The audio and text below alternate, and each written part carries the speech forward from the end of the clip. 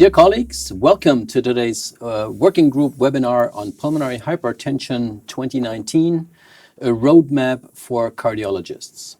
This is the first part of a webinar series of two, which is provided by the ESC working group on the pulmonary circulation and right ventricular function. I am Professor Stefan Rosenkranz from the University of Cologne, Germany, and I have the pleasure of being joined today by Professor Simon Gibbs from the Imperial College of London, UK, and by Professor Nazareno Gallier from the University of Bologna in Italy. And the aim of this webinar is to give you a better understanding of the clinical classification, differential diagnosis, and management of different forms of pulmonary hypertension through clinical cases presentations. This session is interactive, and we strongly encourage you to actively participate by sending your questions and comments at any time during the webinar through the chat. For the best learning experience, we also invite you to participate in online assessment sessions in the form of MCQs that will be submitted during the presentations. I would like to acknowledge that this program is supported by Actelion Pharmaceuticals and also by GlaxoSmithKline. I will now hand over to Professor Gibbs for the first case presentation, or in fact, Simon, I think you even have two cases to share with us. So Professor Gibbs will start, and he will be driving us from symptoms to diagnosis of PH. Simon. Stefan, thank you very much indeed. Yes, indeed. I'm going to show you two short clinical cases. They're focused just on diagnosis and very different aspects of it. These are my disclosures. And the first case is about a 23-year-old gentleman whose work involved heavy lifting. He was a sportsman. He was very keen on running. And 15 months before he came to see me, he had gone to moderate altitude and found that he was more breathless than his peers. He came back and was fine. He didn't do anything about it.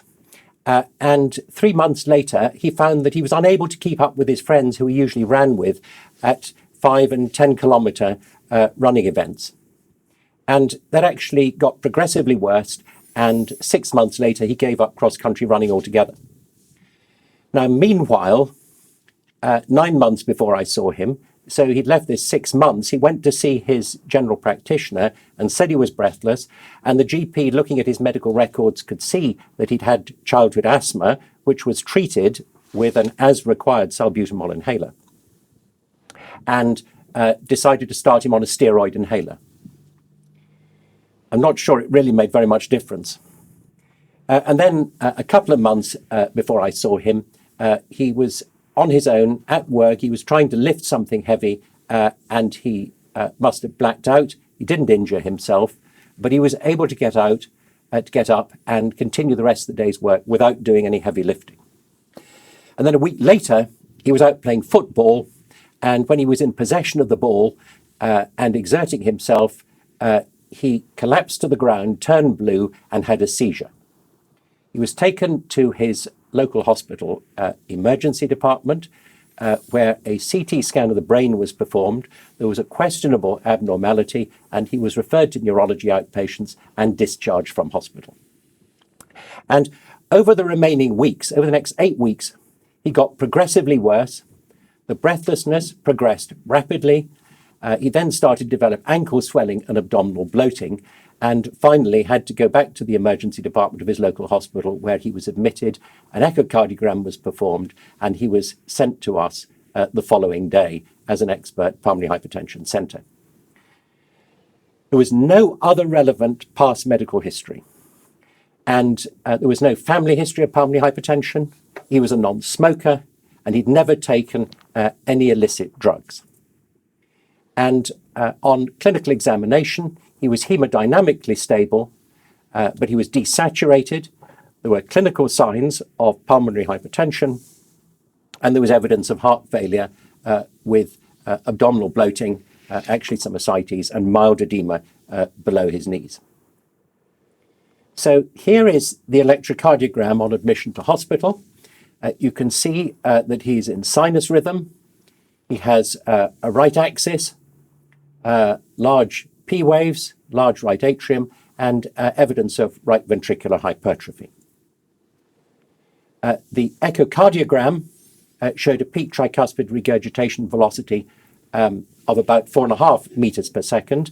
Now, anything above 3.4 meters per second in the guidelines for TR velocity indicates high probability of pulmonary hypertension. So he's automatically high probability of pulmonary hypertension. I'm sorry this image on the right isn't moving, but it's a parasternal short axis view. Here's the interventricular septum, the right ventricle, which you can see is hugely dilated here. The interventricular septum is flattened and the left ventricle is small compared to the right ventricle. And indeed, the echocardiogram had just about every feature you could possibly want of pulmonary hypertension. There's actually a trivial pericardial effusion. The pulmonary artery was enlarged and there was evidence of raised right atrial pressure. So here is where we are in the guidelines diagnostic algorithm. We've got echocardiographic probability high. And the next step is to look for evidence of left heart disease and lung disease, which might be causing pulmonary hypertension. And indeed, that's what we did. I'm not going to go through all of those investigations, but rest assured he didn't have any evidence of left heart disease or of lung disease. And then he went on to have a ventilation perfusion scan. Let me show you some of these investigation results. The pulmonary function is important. He's got normal spirometry, but he does have mildly restrictive pulmonary physiology here, and the diffusing capacity is mildly reduced at 61% predicted. The CT pulmonary angiogram showed no evidence of thromboembolic disease. That was consistent with the VQ scan, which also was normal. The lung parenchyma was also within normal limits here, and abdominal ultrasound showed no signs of portal hypertension. If we look on the left side of the slide here, these tests are not strictly necessary for diagnosis, but the diagnosis is not particularly useful without describing severity. And you can see here, his brain natriuretic peptide is markedly elevated, and importantly, his 6-minute walk test, he remains desaturated throughout the 6-minute walk test at 94%. He doesn't desaturate any further, but the walk test is 418 meters, which for a previously fit 23-year-old man is actually frankly terrible. Now, cardiac catheterization showed severe precapillary hemodynamics. So let's start with the pulmonary artery pressure here, which is suprasystemic. Here's the systemic pressure over here. The pulmonary artery wedge pressure is a mean of 12, which is within the reference range. The right-sided pressures are elevated, which is consistent with his pulmonary hypertension. He has a low cardiac output and a markedly elevated pulmonary vascular resistance at 25 Wood units. And so because of a question of idiopathic pulmonary arterial hypertension, or PAH, he underwent a vasoreactivity study and with nitric oxide, and this was negative. The next step beyond right heart catheterization is to say, is PAH likely? And indeed in him it is. And when we do the specific diagnostic tests, there is no obvious cause of the associated causes of PAH, but it turns out he has a mutation of bone morphogenetic protein receptor 2. Remember, there was no family history of this. And this puts him firmly in the class of heritable PAH. Now, one of the striking things that struck me when I met this young man was it had taken him 15 months since his first symptoms to come with what is actually a straightforward diagnosis of severe heritable or idiopathic PAH. And so I want to ask you a question about your understanding about delays in the diagnosis of PAH. And one of these statements is true. Which one is it? Is it one, the delay in the diagnosis of PAH has improved over the last decade in developed countries, although it still remains unsatisfactory?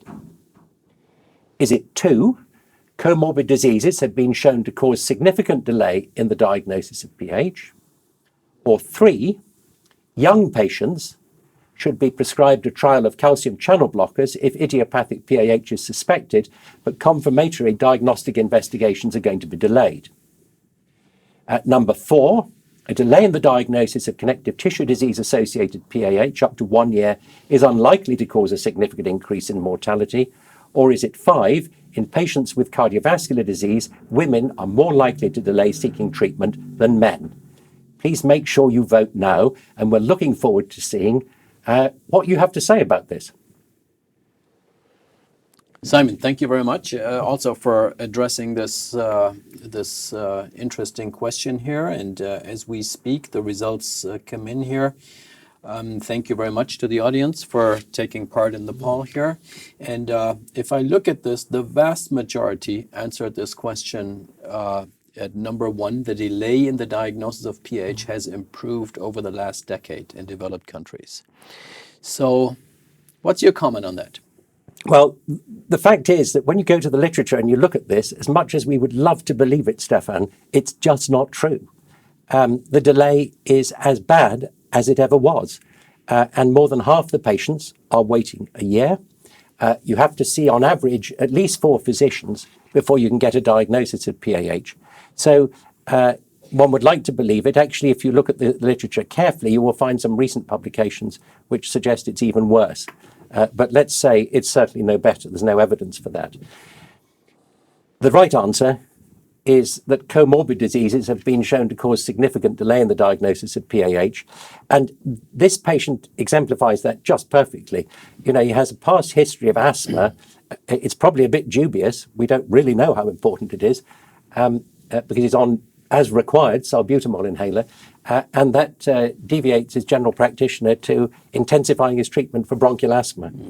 So that's the important thing. But thank you for pointing this out here. And I think, gentlemen, this is one of the most frustrating things. The field has developed in a very good way, but this particular aspect has been very frustrating. There was no improvement in really shortening this delay in diagnosis for many reasons. And I think there are 2 main scenarios. One is that sometimes we have very young patients and physicians just don't believe them that they're very sick. They look healthy.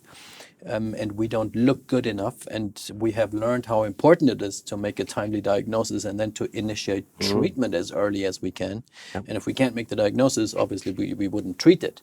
And the second scenario is what you pointed out here, that comorbid diseases in young patients, typically asthma, but also in elderly patients who may have comorbidities, but who may in fact still have pulmonary arterial hypertension, that causes a significant delay. So thank you very much for pointing this out. So we go back to the case and to the case summary, in fact. Yeah, just summarize. I mean, to get over what Stefan has said as well, you know, patients with pulmonary hypertension present with non-specific symptoms. And I think this is the big problem. They can be interpreted as anything you like. And it's no use taking breathlessness at face value. It has to be investigated. The second thing is that the symptoms are often severe by the time diagnosis is recognized, and it's very easy to understand in this case why that happened. And the third thing to stress is that rapidly worsening symptoms, or anybody with worsening breathlessness for that matter, require urgent investigation. They will only get worse. Patients with PH require systematic investigation to determine the cause and severity of their disease. Systematic is the key word when it comes to making a diagnosis in this disease. And finally, as we've said, delays to diagnosis occur at many different stages.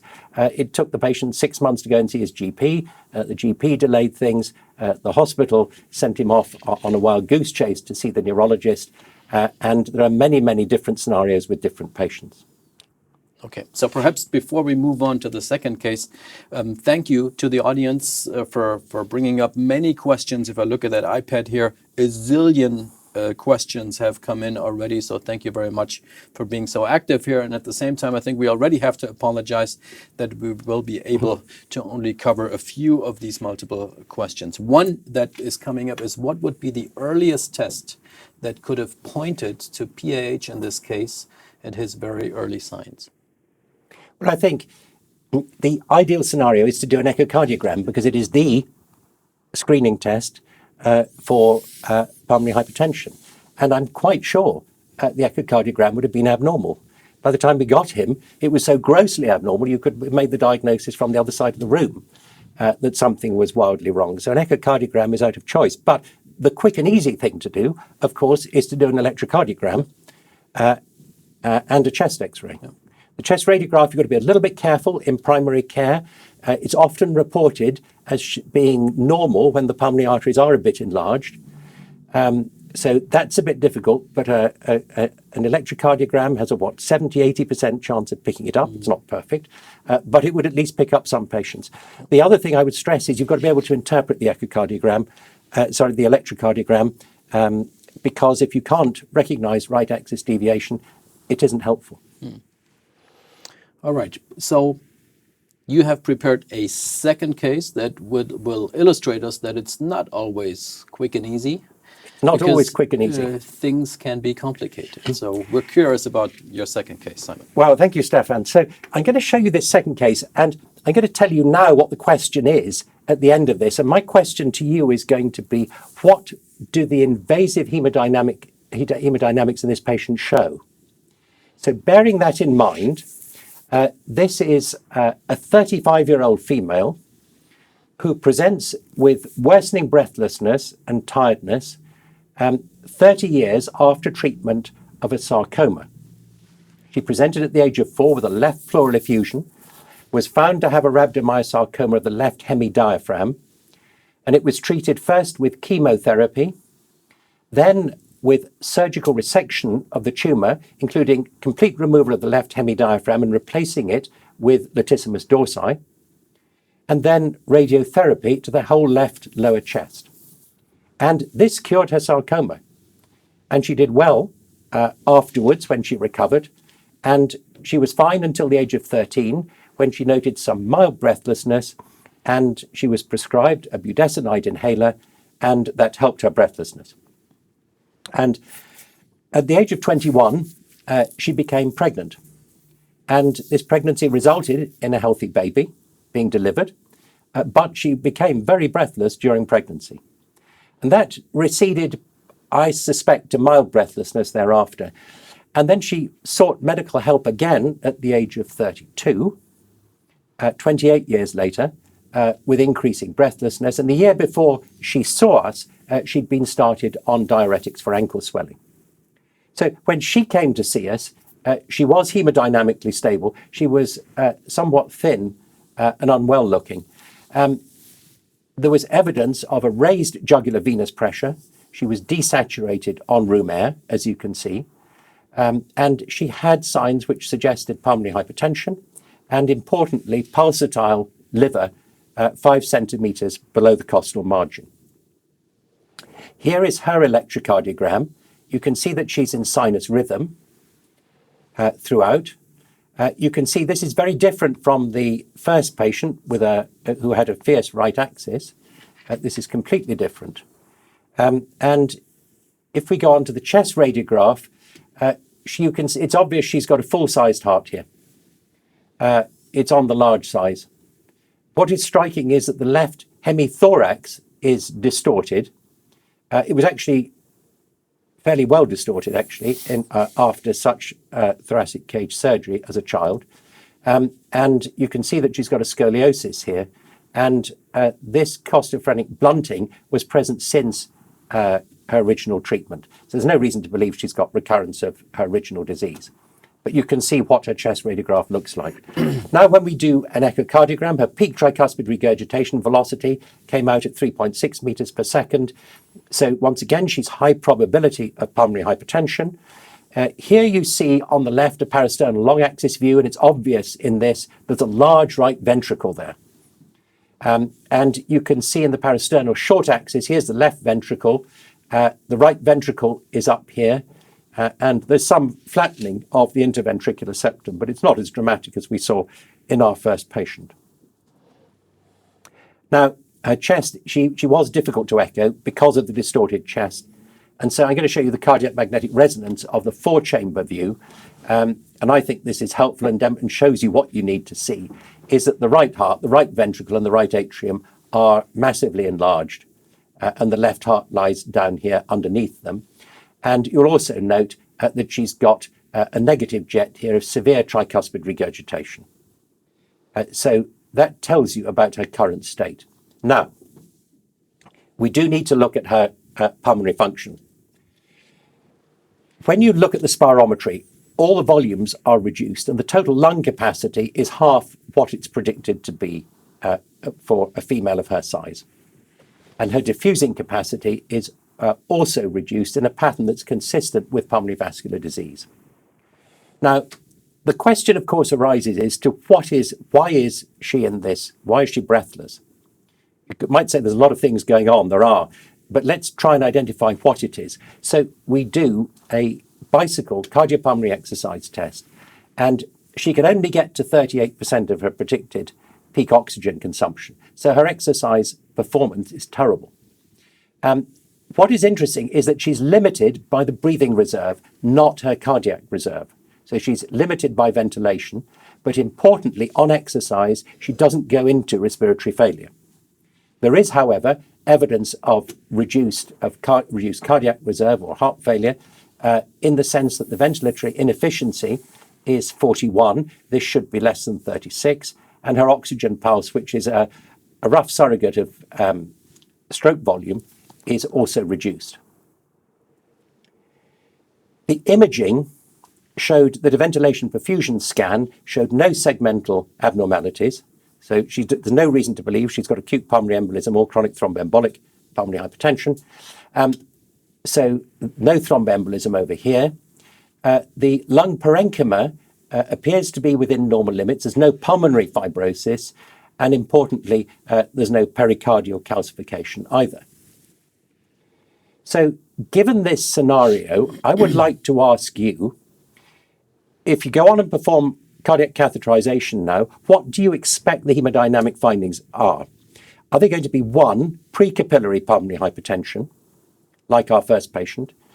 Second, isolated postcapillary pulmonary hypertension. That's to say, she's got pulmonary hypertension, she's got a raised wedge pressure or left ventricular end diastolic pressure, but the pulmonary vascular resistance is not elevated. Or does she have postcapillary pulmonary hypertension with a precapillary component? That's to say, she's got elevated wedge pressure, but she's also got raised pulmonary vascular resistance. Or do you think, in fact, she'll turn out to have no pulmonary hypertension? Or, number 5, I want you to answer, I do not know, if you find the whole thing quite perplexing and you would, while you might perform a cardiac cath, you would not like to predict in advance what the findings were going to be. Please vote now. I'm really interested to hear what you have to say about this case. Now, Simon, you presented a challenging case, and you also give us a challenging question here. Let's see what the audience says. When I look at here, we have precapillary pulmonary hypertension, 31%. Isolated postcapillary pH, 9%. And the majority, the audience says it's postcapillary pulmonary hypertension with a precapillary component. We're at 45% here. Yeah. How do you comment? Well, I'm not surprised with the respiratory symptoms and the restrictive physiology that people would go for precapillary. Postcapillary, let's have a look and see at the results, shall we, and see what they show. And then we can decide what we think. Well, she does have pulmonary hypertension. Okay, mean pulmonary artery pressure is 40. She's got a wedge pressure and a left ventricular end diastolic pressure, it turns out, happen to be the same at 26 millimeters of mercury. So she is postcapillary. She also has a very low cardiac output with a pulmonary vascular resistance of getting on for 8 Wood units. So she's postcapillary with a precapillary component. And perhaps not surprisingly either, she's got raised pressures in the right heart. So this is postcapillary pulmonary hypertension with a precapillary component. I think most likely due to myocardial diastolic dysfunction, which in her case is going to be radiation induced. I should say we did look at the coronaries in case anybody looked at us in view of radiation in the past. She has unobstructed coronaries. There's a possibility of radiation-induced pulmonary vascular disease, but there's no way of proving that. She's got severe tricuspid regurgitation. She's got a left thoracic cage deformity and a past history of bronchial asthma. And so, in summary, it's a 35-year-old lady presenting 30 years after treatment of cancer, who has several causes of pulmonary hypertension, which may be related to a raised pulmonary artery wedge pressure due to cardiac diastolic dysfunction, and I think that diastolic dysfunction extends beyond the left ventricle to the right ventricle too. She has raised pulmonary vascular resistance, which is obviously going to be due to either vasoconstriction or remodeling. One doesn't know which because it's a number, that's all. And she has restrictive pulmonary function, all of which could be caused by her cancer treatment. All right, Simon, thank you again. And thank you for sharing these clinical cases. And I think these cases provide a balanced overview of potential causes for a rise in pulmonary artery pressure, even in young patients. It can be two totally different things, as we have seen. I see one important question that comes in here from the audience, and that refers to the clinical classification of pulmonary hypertension. We know we have the 5 main groups, and a case like that, how would we classify that in terms of our clinical classification? Well, we have to accept, Stefan, that complicated cases don't always fall neatly into one slot. So for me, I would classify this case as group 2, left heart disease, diastolic dysfunction, plus group 3, restrictive lung physiology.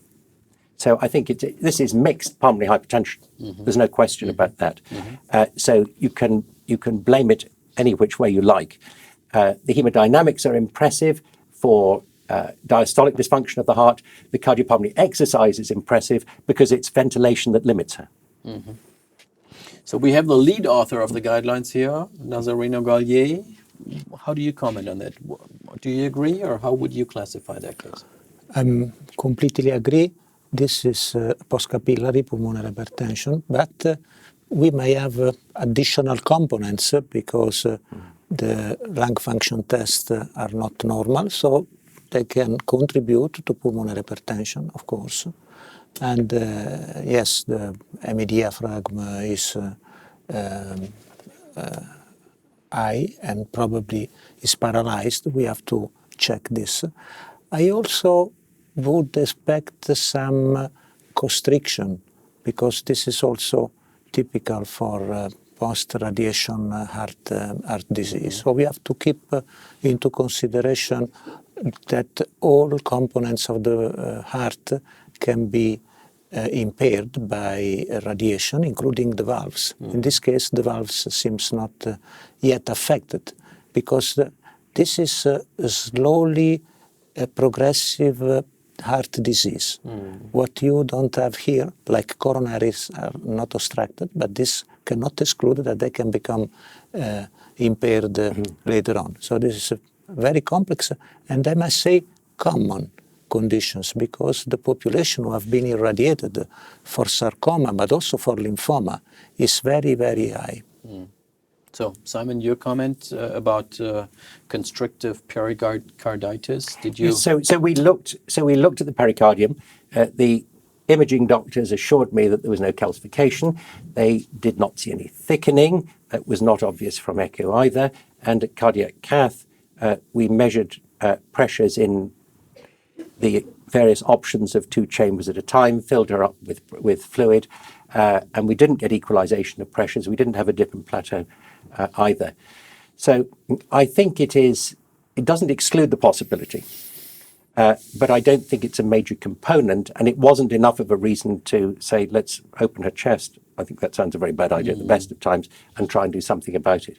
But we can't absolutely exclude that there isn't a component of that, as Naz said. I mean, this obviously is also a challenging diagnosis, and you mentioned the dip plateau phenomenon. But I think we should also highlight for the audience that even in the absence of calcifications seen by imaging, we can still have constrictive pericarditis. So that's also an important message here. Absolutely. Can I ask a question to Professor Gibbs? Which is the treatment you adopted for this patient? Well, I think there's a long story behind that, and there was a help with breathing from the point of view of restriction, but it's very difficult to achieve, as you know. Optimizing diuresis, and actually that was remarkably effective in improving breathlessness. But what I was not tempted to do was to use drugs for PAH, I would have to say. In fact, I was positively not tempted with such high end diastolic pressures. So I don't think there's no clever magic bullet in this scenario, but one wants to do one's best. And also supporting the patient is incredibly important, because we know, with this diastolic dysfunction, years after treatment of cancer, that it goes on getting worse. Yeah. So I guess those two cases really demonstrate very nicely that it is of utmost importance to perform a proper diagnostic workup, and the differential diagnosis of PH is of critical importance, since the therapeutic approaches differ fundamentally between the different forms of pulmonary hypertension depending on the specific type of pulmonary hypertension that is found. All right. So with that, I think we'll move over to Professor Gallier from Bologna, who will now continue and who will cover the topic of PAH management. Next, moving from diagnosis to management of pulmonary arterial hypertension. Thank you, Please. Stefan.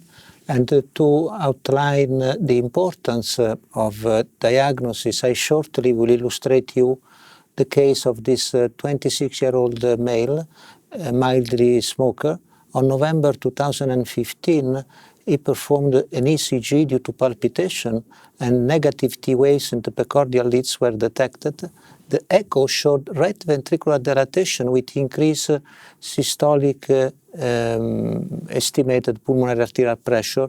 No numbers were available, and the patients underwent cardiac magnetic resonance to exclude the arrhythmogenic right ventricular cardiomyopathy. Again, the CMR confirmed the severe dilatation and hypertrophy of the right ventricle and mild pericardial effusion. No further examination were prescribed. And the patients, a few months later, in March 2016, had a syncope upon exertion. Additional echo was performed, and the findings were of severe dilatation of the right ventricle, moderate to severe tricuspid regurgitation, and estimated systolic PAP of 90 millimeters of mercury. At this point, the patients were referred to our center in functional class 3, normotensive, normal saturation, oxygen saturation at rest, increased second component of the second heart sound, jugular venous pressure was normal. There was a trend to increase of the hemoglobin level. No viruses and no antibodies were detected, so connective tissue disease and infections were excluded. BNP was mildly elevated. The 6-minute walking test was mildly impaired for the age. The heart rate went up to 151 beats per minute. No desaturation was observed during exercise. Lung function test, the volumes were normal, but the DLCO were mildly to moderately impaired. This is the ECG with right ventricular hypertrophy and also some sign of right atrial enlargement. There was also strain in the right ventricle.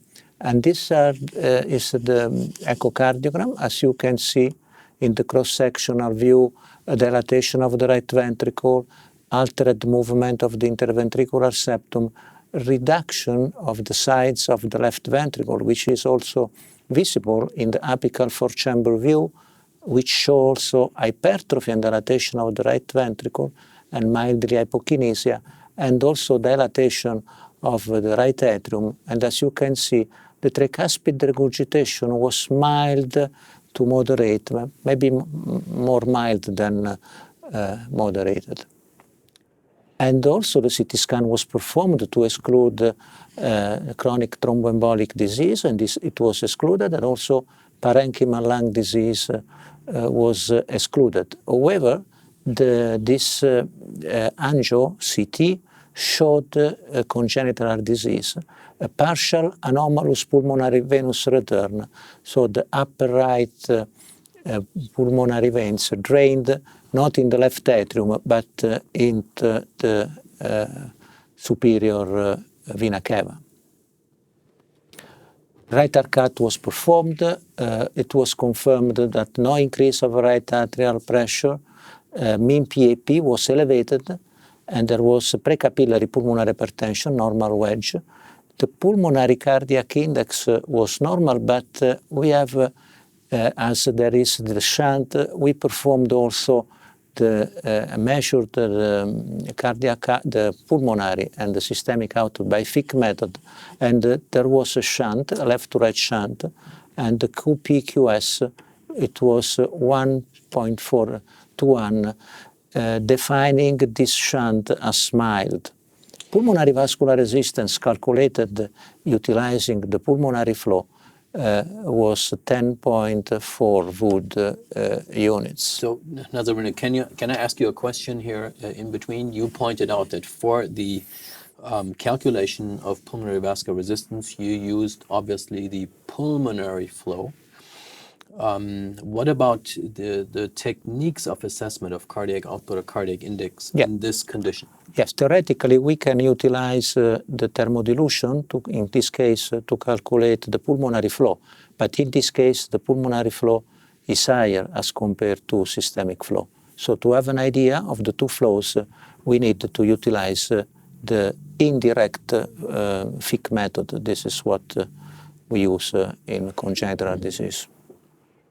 And at this point, my question is, let's start with the diagnosis.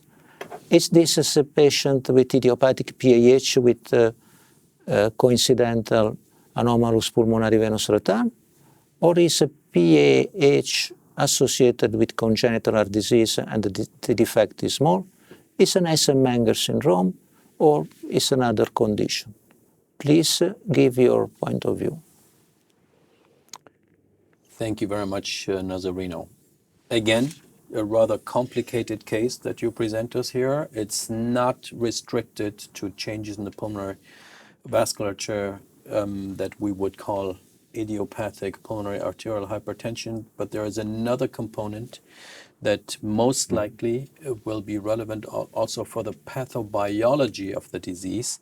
And then we have to keep in mind what the guidelines tell us about the different forms of pulmonary hypertension in this context. So now we have received the answers, and that's quite interesting because it's a rather diverse range of answers here.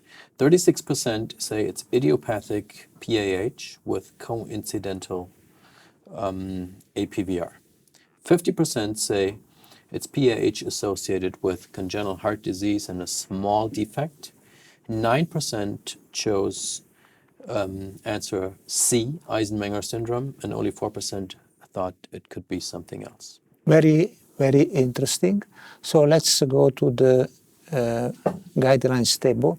When there is a congenital disease with shunt, there are 4 possibilities: Eisenmenger syndrome, PAH with prevalent left to right shunt, or PAH due to small or coincidental defects, and fourth, PAH with corrected shunt. According to this classification, we cannot define this patient as idiopathic, but this is a patient with PAH with a small and coincidental defect. Which is the difference with idiopathic? The difference is outcome. The patient with also at the same level of pulmonary pressure and PVR have a better outcome if there is a small defect as compared to idiopathic PAH without any defect. Now, we need to proceed. Are we ready for starting drug therapy? This is the answer A. And answer B is drug therapy is contraindicated. And answer C is I need to apply additional procedures.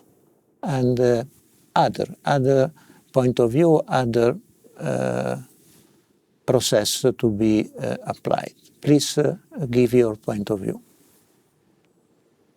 So another interesting question here that you bring up. And again, I would say that the guidelines give us clear recommendations related to this question. So I'm curious what the audience will I agree. give us here. 1 second remaining. So here are the results. 28% believe I have enough data to start drug therapy. Only 3% say drug therapy is contraindicated. The majority, 63%, says I need to apply additional procedures. And 5% answered D, other. Okay, I'm very happy. So the majority was right because this is a congenital disease. We have to decide if it's operable or not. And if it's not operable, we need risk stratification to start the medications. So the surgical operability, according to the tables of the guidelines, are related to the PVR at rest assessed during the right heart cath. Let's focus on the PVR not indexed because the patient is adult. As you can see in the table, the correctability is attributed if the PVR is less than 2.3. So the patients have 10 of Wood units. So it's obviously not correctable. We have, in fact, the definition of patients not operable when the PVR is more than 4.5, and this is the case. Then there is also a gray area between 2.3 and 4.6 in which we may decide to correct or not according to additional characteristics, including the age, the shunt, and also the type of shunt, if it's pre-tricuspid or post-tricuspid. So we decided that this patient obviously was not operable, and then we went to the second step, risk stratification. The risk stratification, according to the guideline, is very important to guide the decision-making about treatment. This is the table divided in 3 groups: low risk, intermediate risk, and high risk according to the annual mortality. There are 12 items grouped in clinical parameters, in exercise capacity parameters, and in the parameters of assessing the right ventricular function. And the guidelines recommend to stratify the risk to all PAH patients before treatment and to consider the low-risk profile as goal for therapy. And the reliability of the risk stratification has been proven by the retrospective analysis of 3 international and national registries. In our center, we have a simplified version of the guidelines.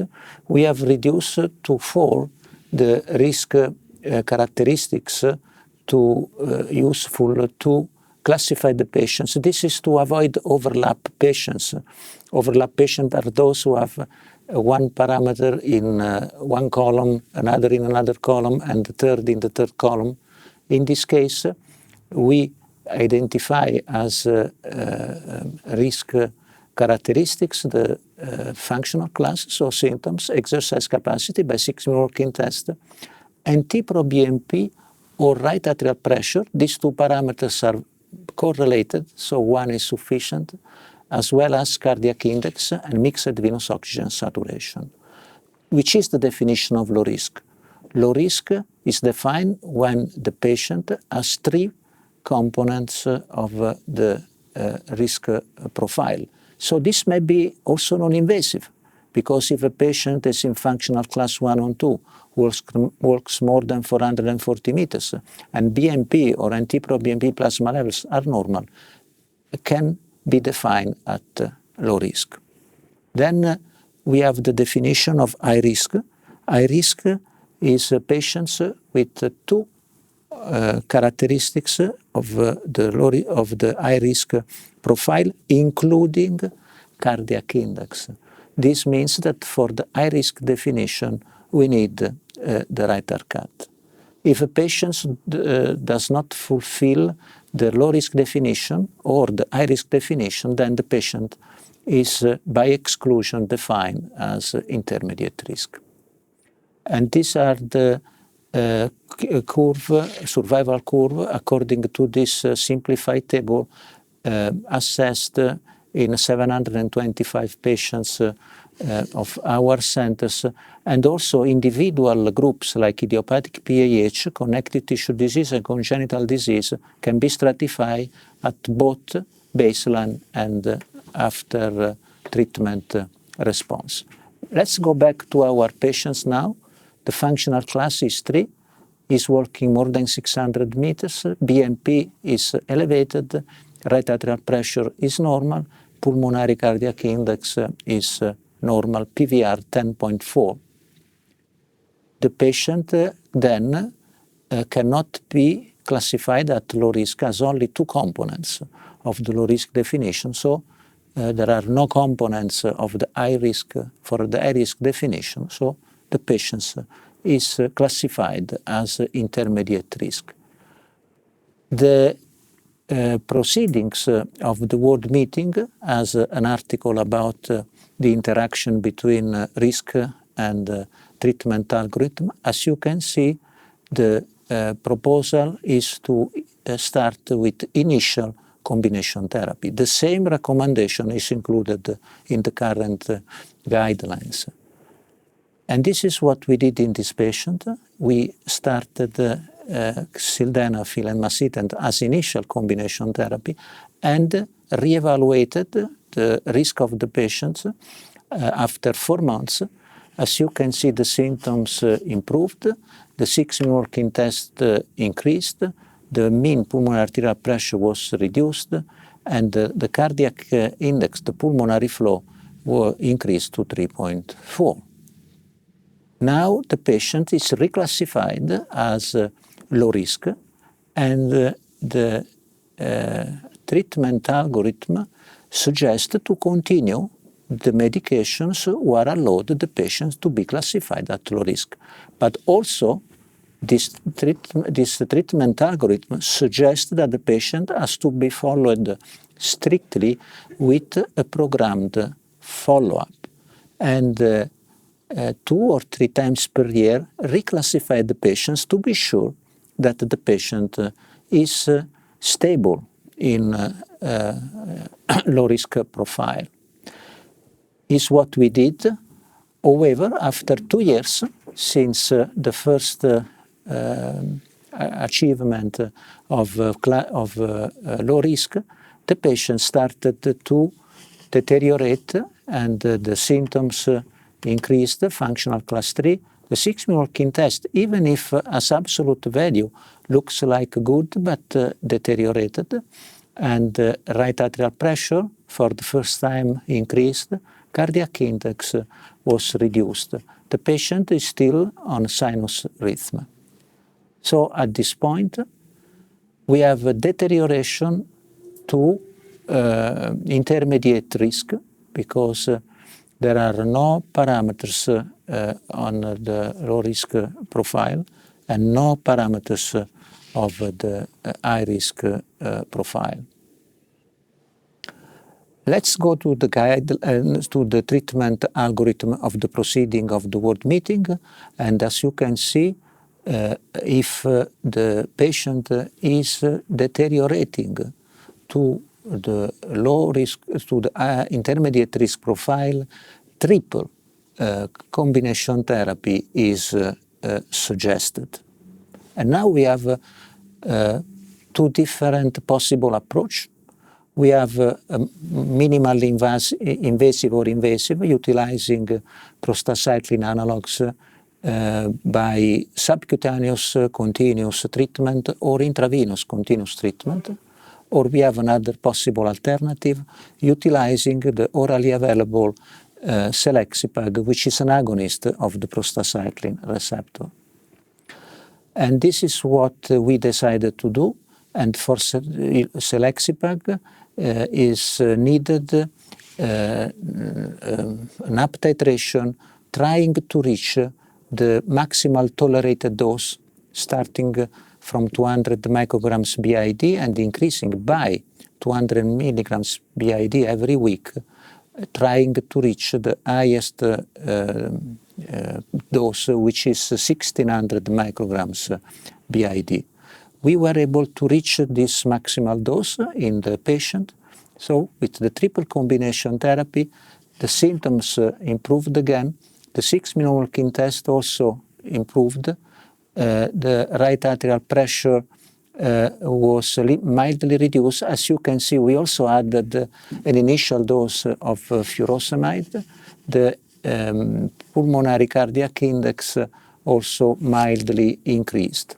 So we had, and also the PVR were reduced.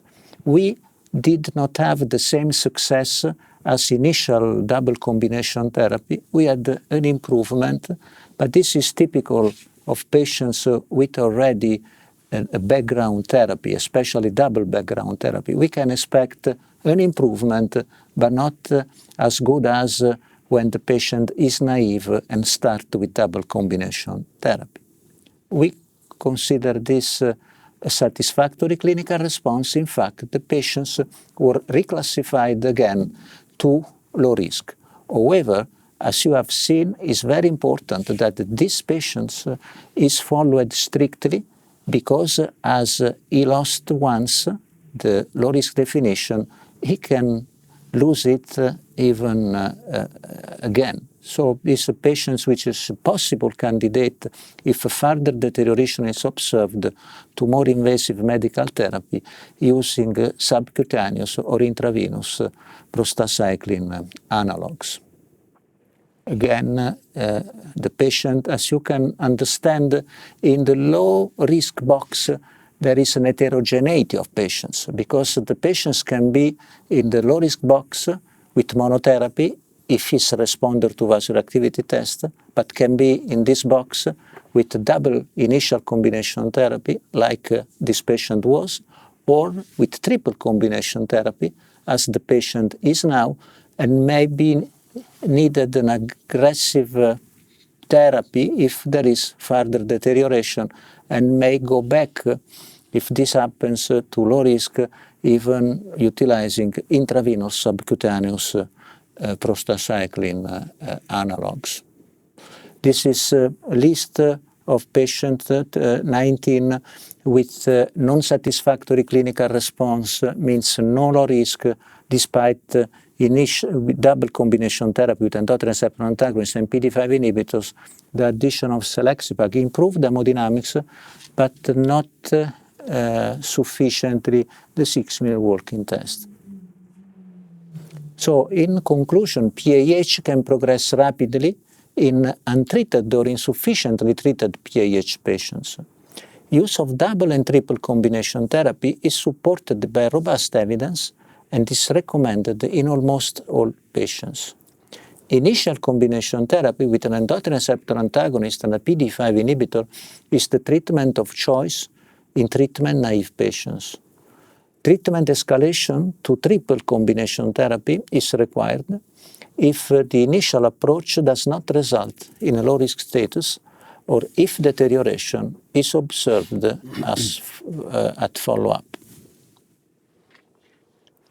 Thank you very much, Naz, for this, another challenging case, I would call it. And in fact, I'm a bit worried, because if we look at the course of the disease in these patients, I think we have to watch out in this particular case, because in the beginning, You started to treat this patient with oral dual combination therapy, improved quite dramatically, as we often see. And then many of the patients stay stable, or we add a third oral drug and it stays stable. In this case, after less than 2 years, hemodynamics deteriorated quite substantially.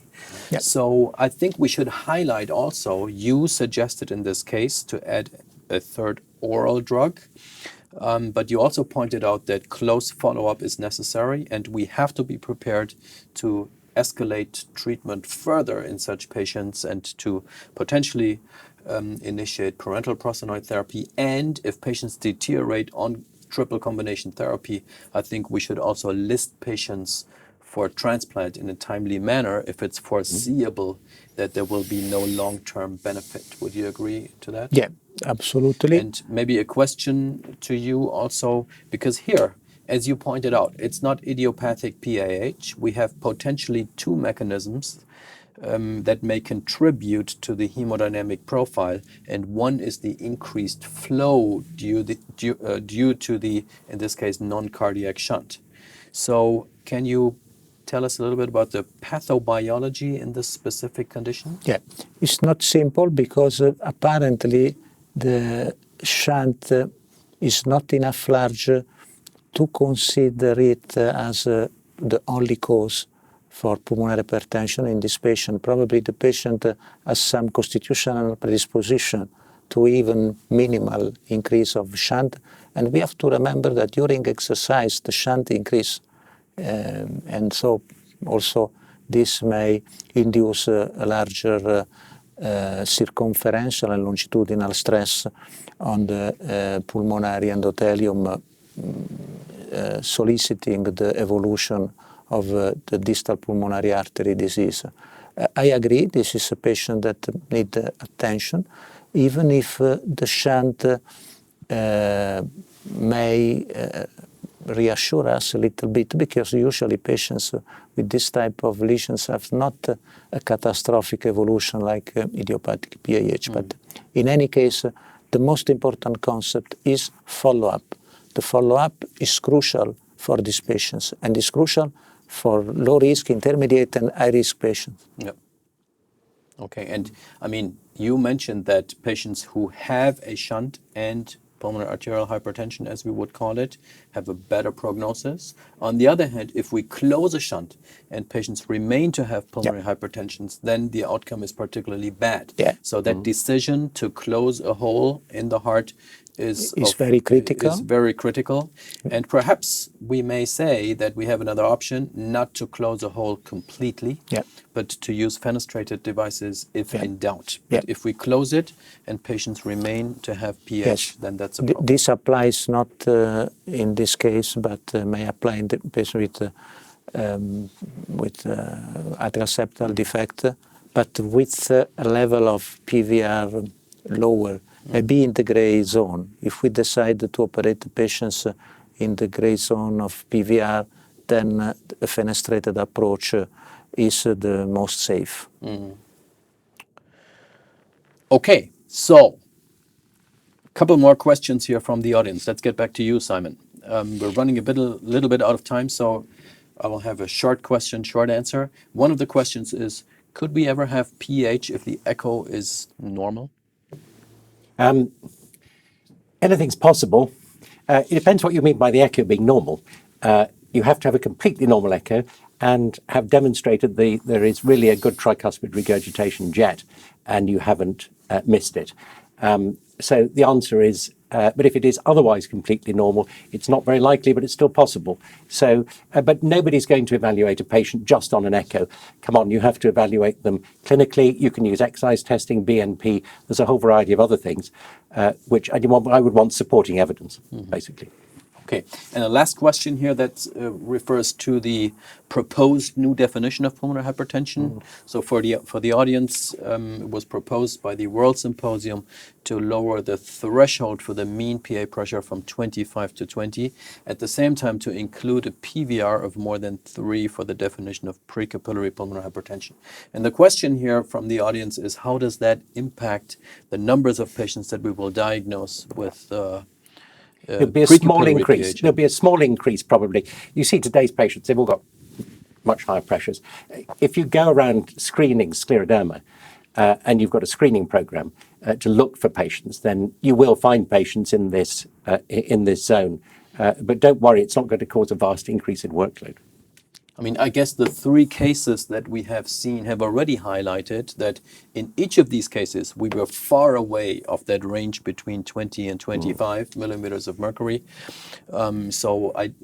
Normally, when we see patients for the first time at the time of diagnosis, then the mean PA pressure is more in the range of 40, 50, sometimes even 60 millimeters of mercury. Yeah. So it shouldn't make much of a difference. At the same time, we have seen in large numbers of patients that regardless of the cause of pulmonary hypertension, even a modest increase in that range between 20 and 24 millimeters of mercury is predictive of a poor outcome. So this is important information, and that also tells us that we may recognize even a moderately elevated pulmonary artery pressure as a signal of alert. It's like a risk factor for mortality regardless of the underlying cause. Absolutely. And so I guess, gentlemen, time is up. We are now approaching the end of this webinar, and I would like to close this session by summarizing the key messages for your daily practice. Number one, a rise in pulmonary artery pressure can have multiple underlying causes. We've seen very nice examples here, and a comprehensive diagnostic workup is key to make a precise diagnosis in the individual patient. And the clinical classification distinguishes 5 main groups of pH, and we have learned that sometimes it's not so easy, but the underlying condition is obviously fundamental for choosing the right treatment approach. And in PAH, there are multiple approved drugs targeting the nitric oxide, the endothelin, and the prostacyclin pathways, and we have learned from clinical trials and also from our clinical practice that combination therapy is the recommended treatment strategy in the majority of our patients, and the ESC-ERS risk assessment strategy helps us to make treatment decisions. So, thank you, Professor Gibbs from London. Thank you, Professor Gallier from Bologna. And thank you, Simon. Thank you, Naz, for these very informative presentations. And we also again thank Actelion Pharmaceuticals and GlaxoSmithKline for kindly supporting this program that was presented to you on behalf of the ESC Working Group on the pulmonary circulation and right ventricular function. And you will be able to watch this webinar on demand on the ESC website. And we already invite you to the second part of the serial webinar, which will focus then on chronic thromboembolic pulmonary hypertension and also on pulmonary hypertension associated with left heart disease, which will be held on December 11th. So, thank you again. See you all soon, and have a nice evening. Thank you very much, gentlemen. Thank you. So you've got a great number of questions.